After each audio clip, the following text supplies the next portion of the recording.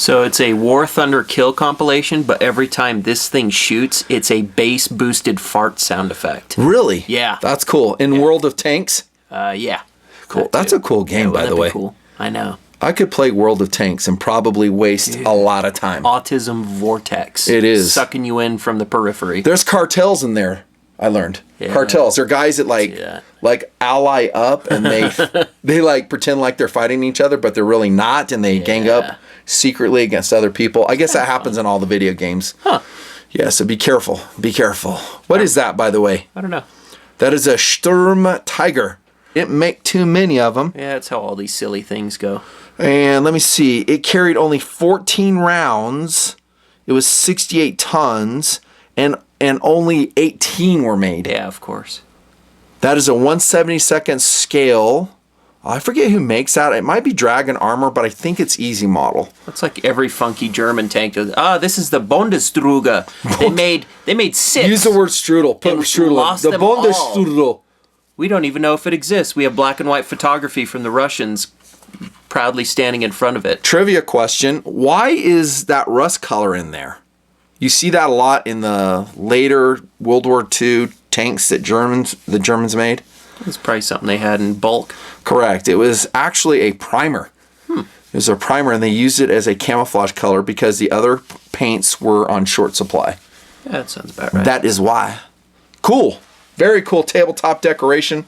We also have a Focke-Wulf 190 Alpha 4, I believe also from the Eastern Front, in that beautiful snow camo. I don't know if you've ever seen this variation, dudes. It's cool. I bought this from a model shop in California. I went to one of his back shelves, and this is a dragon piece, so that was a very high quality, ready built 1/72nd scale model, this one in die cast, and I offered him a price for it. He took it. Sweet. I got it for a great buy, and there it is on table. I'll try not to break it. It's a really cool color. We might get to it. It really is. Beautiful 190. If you have one in pristine condition, I know you don't. There's only a few that are flying, but let's pretend you did. Give it to me. I'll take it. And on we go with a holster review, boys. Ooh.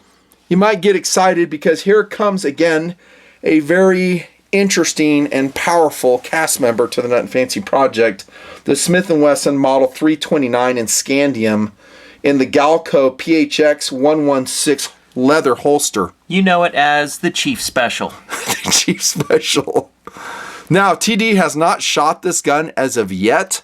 I would like to make a separate video of him shooting this 44 Magnum and just recording the fun. I think I have. Did you? Yeah. I think you shot the 629, the steel framed one, when I had it checked out. I don't know if you shot the slider weight one. I remember this gun though. Do it to it. This holster, by the way, is a beautiful way to carry your revolver. It doesn't have to be a 629. It could be a 357. Could be a GP100. Any type of revolver. The reason I'm making this video is because I had a donor ask me, how do I carry my large hunting revolver? I don't know if this is the best rig to do it on, especially if you have like an optic on there. And I'm going to show you just one option that might help you out a little bit. I did want to remind you of how awesome Galco makes their holsters. For just a simple belt rig, this is legit. Legit. I'll put some links to this one below if you have a revolver. And another thing about it, second cool. Yeah. It really blends. It belongs in It leather. belongs with that. It's just a beautiful, beautiful holster. And I don't think it's too pricey. I only paid 27 cents for it. Sweet. So that's not bad. And here's a reminder of how badass this gun is. Did you put those grips on there? No, sir. Those are factory. Are they? Everything you see on there is factory. I haven't touched anything. I've cleaned it about 4 times, but on that, ops normal. The Smith & Wesson 329. What a fantastic piece. I will say this. Tonight, when I took it out of the holster I'm going to show you, this whole ejector piece right here had fallen off along with the screw. So maybe not a super fantastic piece. You could insert your standard use Loctite, for heaven's sakes, rant right there. So I put it back on, Loctited it. Luckily, I didn't lose a piece, because had I done that, it would have been a call or a contacting to Smith & Wesson for replacement parts. But this thing recoils a lot. There's a lot of vibrations, so there's a little update on long-term performance on your 629, 329, 44 Magnum. 6-shot, by the way.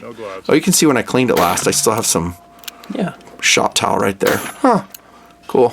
Probably time to clean it again. And on we go to the other holster option. Sorry, Falkwolf, I got to back you up here. We got to make room for it. Maybe what you want is a chest-mounted holster. All kinds of different rigs you can use, but this gun is lighter weight, a 629 or a full-size 357 revolver, or 44 Magnum is going to weigh a lot. Here comes my tabletop review on the Vital Impact Trail Pack. Right here, dudes. Look at that. And you'll see my little note. It's very similar to another one I'll link below, the GrovTac or GrovTac. And you can get it for an automatic or a revolver, I believe. So the configuration between these two holsters is very similar. And where did my bag go? There it is. Dude, I've had this for like 2 years trying to get it reviewed. I hope that guy's still around so you can see that. Oh, dude, he finally got around to it.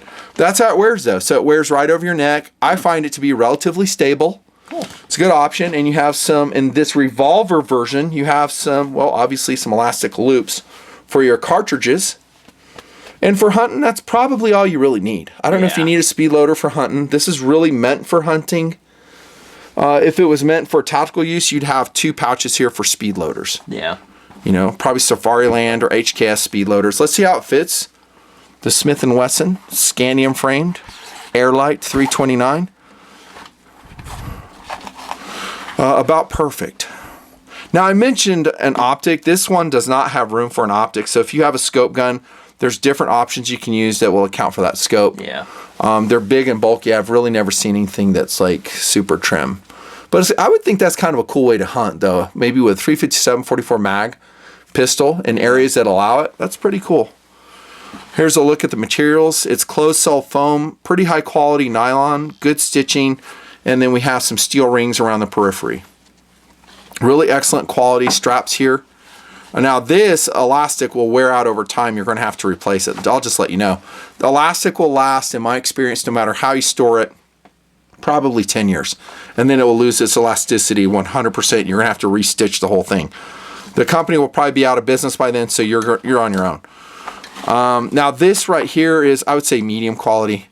I think that other holster, the GrovTac, might be a little bit better. I was just looking at it online though, but it seemed really similar to this one. Now they also have automatic versions that will have a magazine pouch right here, Doodle. That's kind of cool. Yeah, so vertical, chest mount, and you don't have to necessarily wear LBE with this. Yeah. Guys have asked through the years, hey, do you still recommend horizontal oriented pistols on your LBE? The answer is absolutely yes, I do. I love wearing a pistol that way. Just make sure you watch out for interferences. So you have like any type of sling, it can get in the way. Everything's a system, so everything's related to another thing, and just make sure it makes sense, and you really need to run and gun with it to make sure it's going to work the way you think it's going to work. You might be surprised. Lots of dangly bits when you have all your Yes, wires and your comms. Yeah. You put comms in there now, dude. Yeah. Now you're like an airsofter. Yeah. Yeah. So this is recommended. It's relatively inexpensive. These will range from about $75 to $100 price dependent. If you get it for less than that, you're doing very good on the price. It's, I think, relatively well made, and as you can see, in the USA. Not a Chinese product, so that's a plus. Handmade in USA. Yeah, it's cool. So if I was going hunting with this, which rig would I prefer over that nylon holster? The answer is probably dependent on how I'm traveling. If I'm going by horse, probably this one. If I'm going by foot, probably this one. Yeah, both of them will do great. And really the people that would answer it that have a lot more expertise in these matters than I do are Alaskan guides. Yeah. Because they use this gun a lot. They use a Glock 20 10 mils a lot. And I'm just going off memory. I think I see a lot of chest rigs with those guys. Yeah, they're running a lot of chest rigs. The downside for this is if you're like changing layers, you're taking your GORE-TEX park off, taking a layer off, then put it on. This has to come off where this could stay on your belt. Yeah. So might just factor that into your decision. This is a very excellent Pagani design. Planet Ocean homage by which company, Tactical Doodle? Hurry. Which one? Pagani? Omega. Doesn't Omega make the Planet Ocean? Yeah. There you go. So it's an homage to that. That's a ceramic inlay bezel. Action on this is going to be about a 3 out of 5. Sapphire crystal and a Seiko NH35 automatic movement. Their price is insanely low. Link below if they're still making it. The strap is cheesy. Yeah, but it's fun. I mean, you can run it, but it's not the quality of, obviously, Omega. That's a great watch, though. Highly, highly recommended. And I don't think I have anything else on the table. Yeah, I'll show you this once again, though. The GrovTec Scab. Isn't that what you called it? Yeah. The GrovTec Scab. The Scarab. Recently tuned by factory. I sent it back to them, and man, is it a lot better now. Microtech has such good customer service.